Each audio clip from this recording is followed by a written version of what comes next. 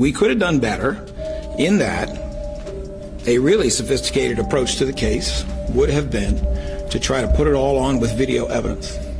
That is not usually an easy thing to do.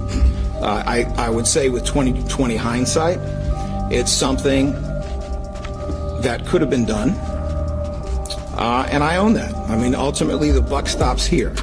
It's not my job to throw other people under the bus.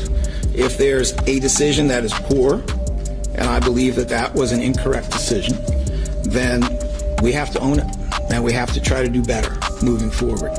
Every day, new investigations reveal bits and pieces of the Kada Scott case that were overlooked because, let's be honest, the authorities messed up big time. Now, reports are circulating that police have obtained video evidence, proving that Keon King was not alone in connection. With the passing of Kada Scott, there might be 2 other people involved, and get this, people are saying that Keon was hired to get the job done. This situation keeps getting darker and more confusing. After further research, we're here to update you and break some things down. Ever since the anonymous phone call came in that helped police locate Kada's body, investigators have been on a manhunt to identify who made the call and to determine whether that person was an accomplice of Keon King. Police have now obtained surveillance footage showing Keon King and 2 other individuals on the day Kada's body was moved. Initially, it was reported that a second person helped Keon move a heavy bag believed to contain Kada's body away from the crime scene. But now, there's talk of a third person who allegedly helped Keon and the second individual drive around with Kada's remains.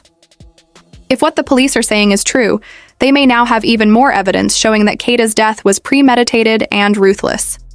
Did Kada owe Keon money? Or did she witness something she wasn't supposed to, and they wanted to silence her for good? What's the real reason behind this tragedy? Yes, Sheba and Jason, Keon King appeared over video conference for his arraignment, and he was polite, answering yes ma'am when the judge asked him a question.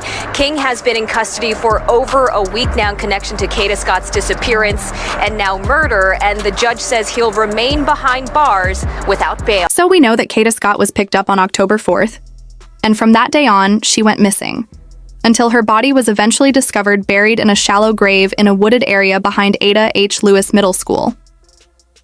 But this story actually starts on September 28th, because that's the first date on record showing when these 2 began communicating. Keon, or Kel as he calls himself, first messaged Kada on September 28th. Then, he messaged her again on October 2nd using a TextNow number. FYI, TextNow is a phone service provider that allows people to text using an internet-based number. He told her he had changed his number and reintroduced himself. Now keep in mind, these texts are from court documents, and there's a high chance that not all of the messages exchanged between Kada and Keon have been made public, especially if this case goes to trial. On October 4th, Kada texted, "Kiddin' me again," to which Keon responded, "Better be up too." This was followed by plans to meet that night, which, as we now know, did happen. At 10:09 p.m., Kada sent her final text message, "See him when you're here." Investigators later confirmed that meant, "Call me." Court documents state that Kada entered what appeared to be a dark-colored SUV and left immediately. Around 10:24 p.m., her phone went dark. Police now claim that the SUV seen was actually a black Hyundai Accent, a car that Keon had stolen from a pizza delivery driver when the driver stepped out to make a delivery. That stolen car was later found parked at Auberry Recreation Center, right next to Ada H. Lewis Middle School, where it stayed for over 36 hours. Surveillance footage from October 5th shows 2 people moving a heavy object, consistent with the size and weight of a human body, from that car toward the school. The footage also suggests that a third person may have been involved, as a gold Toyota Camry was seen leaving the area around the same time. Then, on October 7th, the black Hyundai Accent was discovered set on fire, an apparent attempt to destroy forensic evidence. With the car gone, the main piece of physical evidence connecting Keon and any of his accomplices to Kada's death was destroyed as well. So far, investigators have identified 2 people who were with Keon, along with 2 women who lived with him, during the time he was moving between his home and the crime scene. But there's someone else, a name investigators haven't mentioned publicly, whom people now suspect may have helped Keon dispose of Kada's body, or at the very least, and knew what was going to happen. That person is Gabby. Remember, Gabby posted a TikTok video defending herself and explaining why she refused to call the police or share what she allegedly knew about Keon and Kada.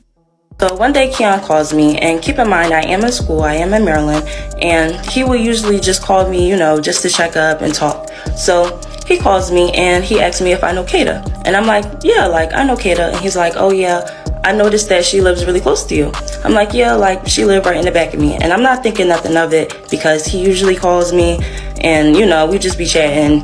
He'll call me about the people that be around because he is the pharmacist. I live in the neighborhood and he be in my neighborhood. So we hang up the phone and that was that. We were only on the phone for 29 seconds. So you can see that this is the day that he called me and there was no reason to call the cops. He already turned himself in. And I felt like it would be kind of a waste of time to tell them that the guy that they already have in custody, called me and was asking about the girl. And me personally, I'm not a cop caller. I don't call the cops. That's just the way that I grew up. That's what I was around. They will always tell me, you don't call the cops. So I just felt like, the information that I had and the fact that, I'm just not really a cop caller, it wouldn't make sense for me to call the cops. Now, Gabby made that video to paint herself as the innocent party. But if anything, it made her look even more suspicious.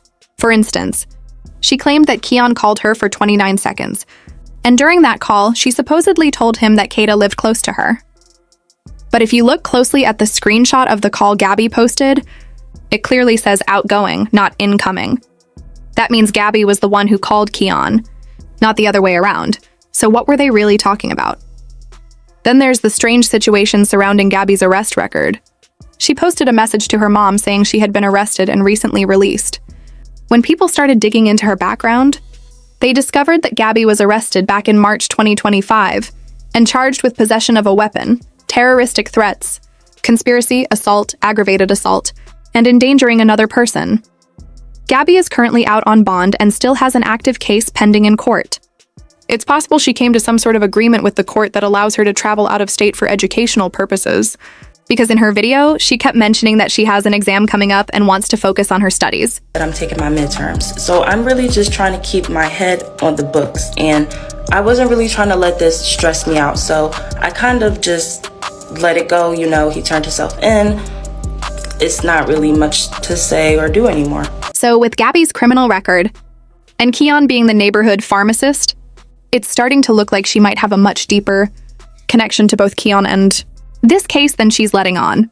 What makes this case even more twisted is that it might have been planned long before Keon first messaged Kada on September 28th. One of Kada's co-workers at the nursing home said that before she went missing, Kada appeared visibly upset and was overheard saying, "I can't believe you're calling me about this."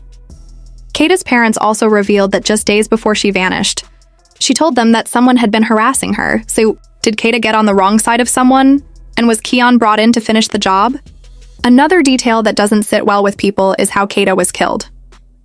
According to the Philadelphia Medical Examiner, she was hit directly in the head. But here's the thing. Based on Keon's extensive criminal record, this method doesn't fit his usual pattern. This is a man who, according to past reports, had no problem choking his victims.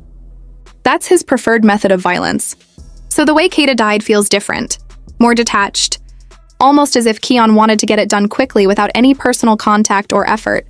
Also, being the neighborhood pharmacist, taking people out quietly might be something he's all too familiar with. And this time, he finally got caught. With all these pieces falling into place, people are hoping this time it's enough to lock Keon away for good. At first, I thought maybe this was an accident because it didn't seem well planned. But then again, it makes no sense to show up in a stolen car if it was an accident. Kada clearly knew him, though. This doesn't look like the work of a newbie. This guy seems like he's done this kind of violence before. Either Keon is very bold or very stupid for dumping the body in his own neighborhood. He was even bold enough to pick Kada up from her job, knowing police would easily connect him to the crime later. And as for Gabby, yeah, she needs to be charged, because she definitely seems to have done more behind the scenes than she's admitting. But what do you guys think? Was this premeditated? Remember, this case is developing fast, so if you want daily updates as the story unfolds, subscribe and turn on notifications. I'll see you in the next video.